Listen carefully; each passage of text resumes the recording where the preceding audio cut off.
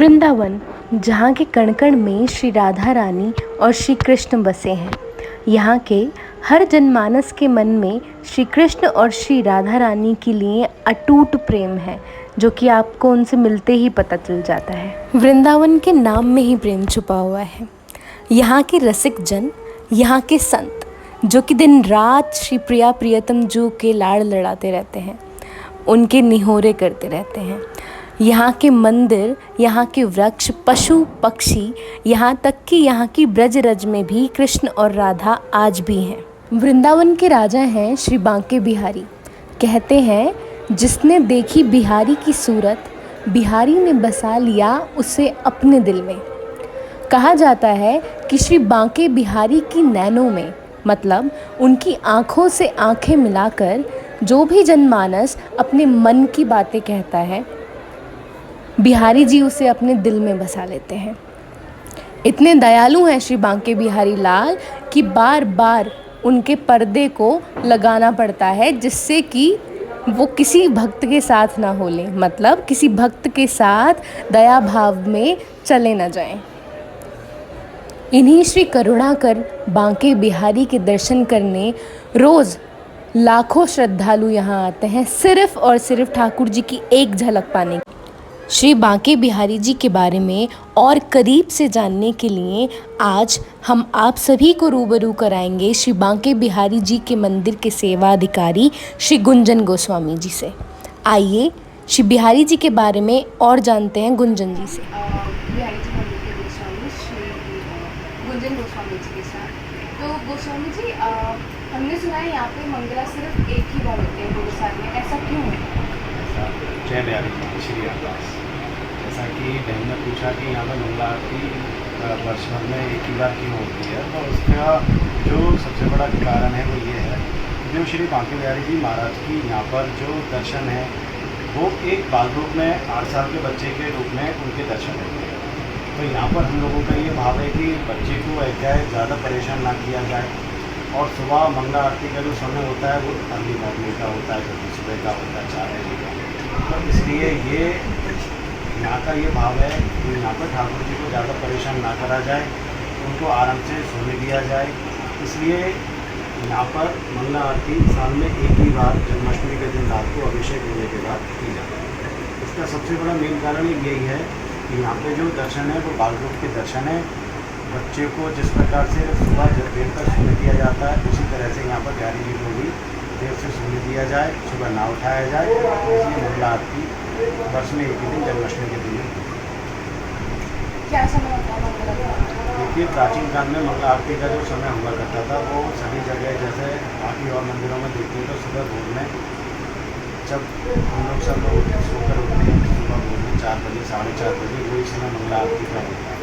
लेकिन जैसे जैसे यहाँ पर पब्लिक आने जाने वाली बढ़ रही है, पब्लिक का दबाव बढ़ रहा है, दबाव को देखते हुए जैसे वो समय कम होते होते पहले 4 से 3 हुआ, 3 से 2:30 हुआ, 2:30 से 2 हुआ, अब इस समय पर मंगला आरती का टाइम 2 बजे का हो गया, क्योंकि पब्लिक का प्रेशर इतना बढ़ जाता है। तो जो आरती के लिए पब्लिक रुकी हुई होती है, उनके कारण से आरती का टाइम 2 बजे का किया गया। आरती हो तो पब्लिक निकल जाए, लेकिन फिर वही दर्शन सुबह 5 बजे तक, मंगला आरती के बाद के जो दर्शन है वो सुबह 5 बजे तक। तो गोस्वामी जी, हमने सुना है साल में ठाकुर जी सिर्फ एक बार बंसी धारण करते हैं, ऐसा क्यों होता है? हाँ, साल में बंसी शरद पूर्णिमा के दिन एक दिन इसलिए धारण करते हैं क्योंकि आपने श्रीमद् भागवत कथा जी में श्री कृष्ण भगवान का और राधा रानी का महाराज का उल्लेख सुना होगा। महाराज में श्री बांके बिहारी जी महाराज ने, कृष्ण भगवान ने अपना संपूर्ण जितना भी श्रृंगार उनका होता है, मोर का पंख, मोर मुकुट, कटिकाचनी कमर में जो धारण करी जाती है, अपनी बांसुरी, सब चीज़ उन्होंने पहन करके राधा रानी के साथ यमुना जी के किनारे वो महाराज किया था। इसलिए साल में एक ही दिन बांसुरी श्री बांके बिहारी जी को धारण की जाती है, क्योंकि उस दिन शरद पूर्णिमा की धीमी धीमी चंद्रमा की धीमी धीमी मध्यम रोशनी में उन्होंने वो महाराज किया था, अपना संपूर्ण श्रृंगार करके, जो कृष्ण भगवान का संपूर्ण श्रृंगार होता है, और संपूर्ण श्रृंगार में बांसुरी प्रमुख मानी जाती है। इसलिए उस दिन बांसुरी धारण श्री बांके बिहारी जी को कराई जाती है। श्री बिहारी जी मंदिर में अक्षय तृतीया का क्या महत्व है? श्री बांके बिहारी जी मंदिर में अक्षय तृतीया का ये महत्व है। आपने जितने भी बांके बिहारी जी के दर्शन करने वाले श्रद्धालु लोग हैं उन्होंने देखा होगा कि आम दिनों में श्री बांके बिहारी जी के चरणों के दर्शन नहीं होते। अक्षय तृतीया वाले दिन के समय पे ठाकुर जी के चरणों के दर्शन होते हैं और शाम के समय पे ठाकुर जी के सर्वांग दर्शन होते हैं।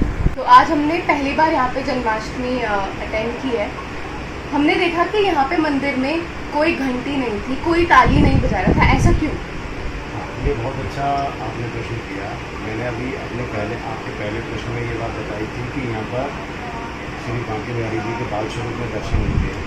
तो बाल स्वरूप में आपने देखा होगा कि बच्चों के आगे ज़्यादा जोर से बोलते नहीं हैं, ज़्यादा जोर से तालियाँ नहीं बजाते हैं कि जिससे बच्चा है क्या अंदर से डर जाए, अंदर से भय खा जाए। इसी कारण से यहाँ पर ना घंटे बजते हैं आरती के समय पर, ना कोई जोर से ताली बजाना, बस केवल जो श्री आरत की जाए, नवनागर की जाए, जो प्राचीन समय से जो पद आरती के हैं वही आरती के पद लोग अपने धीरे धीरे मन में गुनगुनाते हैं।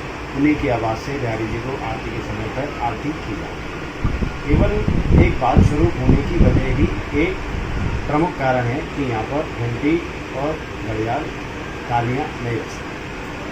तो ऐसा कोई मुख्य पर्व है जब यहाँ पे आरती होती है, आरती में घंटियाँ या तालियाँ बजती हैं? ऐसा तो किसी भी आरती पे कोई ऐसा मुख्य पर्व नहीं है जिसमें आरती या घंटी तालियाँ वगैरह बजती हैं। लेकिन हाँ, जन्माष्टमी के 15 दिन के बाद राधा रानी जी का जो उत्सव मनाया जाता है उस उत्सव में जो बांके बिहारी जी के प्राकट्यकर्ता स्वामी हरदास जी महाराज हैं उनका आविर्भाव महोत्सव श्री वृंदावन धाम में मनाया जाता है। उस उपलक्ष्य में मंदिर के प्रांगण में दोपहर को राजभोग आरती के बाद मंदिर में रासलीला होती है। वो रासलीला के समय पर ही जैसे रासलीला में मयूर नृत्य की लीला होती है, उस नृत्य में क्या जो संगीत बजता है उसी संगीत में तालियां बजती हैं। बस इस राधाष्टमी के दिन ही एक दिन मंदिर में लीला का आयोजन होता है। फिर उसके बाद जो लीला में जुगल जोड़ी के स्वरूप होते हैं, आधा रास मंदिर के प्रांगण में होता है, आधा रास निधवन जी में वो शोभा यात्रा लेकर के जाते हैं। अब राधा रानी जो राधाष्टमी की जो बात चली है तो राधाष्टमी के बारे में बताना चाहूँगा छोटा सा। राधाष्टमी के उत्सव पर श्री बांके बिहारी जी श्री अपने गुरुजी स्वामी हरदास जी महाराज के लिए बधाई लेकर के जाते हैं शोभा यात्रा के रूप में। तो जो कृष्ण और राधा का जो जुगल जोड़ी का स्वरूप मंदिर में रास के समय पर बैठते हैं, आधा रास यहाँ करते हैं, आधा रास वहाँ जा कर के करते हैं। फिर वहाँ पे पूरी रात रहकर शोभा यात्रा के साथ पहुँच के बधाई कर देते हैं वहाँ पर। फिर दोनों लोग आपस में मिलकर प्रसाद पाते हैं। फिर उनकी दोनों लोगों की वहाँ पर आरती होती है। तो हमारे बांके बिहारी जी से जो जुड़े हुए जो प्रमुख पर्व हैं उन प्रमुख पर्वों में से एक प्रमुख पर्व है राधाष्टमी, जो कि स्वामी हरदास जी महाराज जी से संबंधित रखता है। और जो दूसरा मुख्य पर्व है वो है श्री बिहारी पंचमी जी, जिसपे श्री बांके बिहारी जी का प्रादुर्भाव वृंदावन की धरा पर। साईं जी, तो बिहारी जी मंदिर में होली कैसे मनाई जाती है और कितने दिन का पर्व आप लोग की सेलिब्रेशन है? हमारे ब्रज का सबसे प्रमुख त्यौहार होली माना गया है, क्योंकि कृष्ण भगवान को होली खेलना बहुत ही ज़्यादा पसंद है। और यहाँ पर होली सबसे पहले राधा रानी के द्वार बरसाने में खेली जाती है, उसके बाद नंदगांव में, फिर एकादशी के दिन से श्री बांके बिहारी मंदिर में होली शुरू हो जाती है। और लगातार जिस दिन होली में आग लगती है उस दिन तक होली लगातार सुबह शाम होली चलती रहती है। इसी तर्ज पर हमारे ब्रजवासियों ने एक छोटा सा मैं आपको छंद सुनाता हूँ कि सारे जग में तो होली होती है, लेकिन इस ब्रज में होली नहीं होती, इस ब्रज में हो रहा होता है। तो जगत होरी ब्रज हो रहा, ये इसलिए ये ब्रज का प्रमुख त्यौहार होली है, माना नहीं गया है।